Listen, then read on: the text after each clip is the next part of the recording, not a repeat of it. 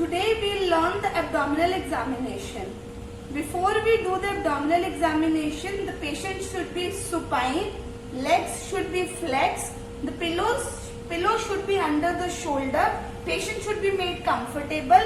Our hands, we should warm our hands, we should explain the procedure to the patient, and we should take a verbal consent from the patient. घुटने मोड़ लीजिए. मैं आपकी जांच करना चाहती हूँ, आपकी अनुमति देते हैं. इस बीच आपको कोई भी दिक्कत हो तो आप रोक सकते हैं. We'll ask the patient to expose her abdomen. There are 3 steps for the abdominal examination, that is inspection, palpation and auscultation. First is the inspection. We'll look for the shape of the abdomen, linea nigra, stria gravidarum, other stretch marks or any previous surgery marks, and we will document it. We'll look for the site and the shape of the umbilicus and comment on it. Second is palpation. Before we do palpation, we'll warm our hands and we'll sanitize our hands. After this, we'll start with the palpation. From the xiphisternum, we'll come down and we will palpate with the ulnar border of the right hand, facing the feet of the patient. From the xiphisternum, we'll try to palpate down, and the place where we feel the first resistance, from there to the pubic symphysis, we will measure with the inchy tape. That will be the symphyso-fundal height. Now, how we will see the period of gestation? From the xiphisternum, at the xiphisternum it is 36 weeks. From there, we'll keep our hand. Each finger corresponds 1 week. So, our patient is term patient as the flanks are full, and the fundal height is at 34 weeks period of gestation.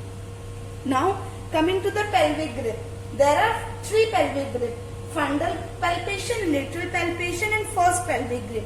Now coming on to the fundal palpation, with the 4 fingers of our hand, we'll try to approximate both the hands at the fundus, and we'll try to palpate the presenting part. At the fundus, we have broad, irregular, suggestive of breech. And coming on to the second, that is the lateral palpation.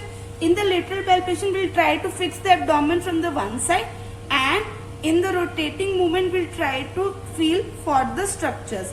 Like on this side, right side, I can feel knobby structures, that is the limbs, and on the left side, a curved, smooth surface can be felt, which is the back. So this side, I will hear for the fetal heart sound. Most likely, I'll find it this side. Now coming on to the first pelvic grip. For the first pelvic grip, I will fix the ulnar border of my right hand on the pubic symphysis, and with my 4 fingers and thumb, I'll try to ballot the presenting part. The presenting part is hard, globular, regular surface which is suggestive of head. So it is a cephalic presentation. I'll try to ballot. It can be easily ballotable. That means the head is not fixed. If I was not able to move it, that means the head was fixed. Now the second pelvic grip. Second pelvic grip is only to be done when the patient is in labor. By facing the feet of the patient, we'll try to approximate both the hands, and we will try to feel the presenting, how much of the presenting part is above the pubic symphysis, and we will do that with our fingers, like 3/5, 4/5. If we cannot feel the presenting part upper abdominally, it means the head has descended into the pelvis. And if even during the labor the head could be palpated, it means it is deflexed head. Now in the deflexed head, the sinciput and the occiput are at the same level, whereas when the head is fixed, the sinciput is at a higher level than the occiput. Now coming on to the comments for our examination. Second pelvic grip could not be done in our case as the patient is not in labor.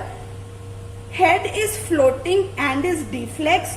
So coming on to the short summary of my examination, at the fundus, fundal palpation was breech.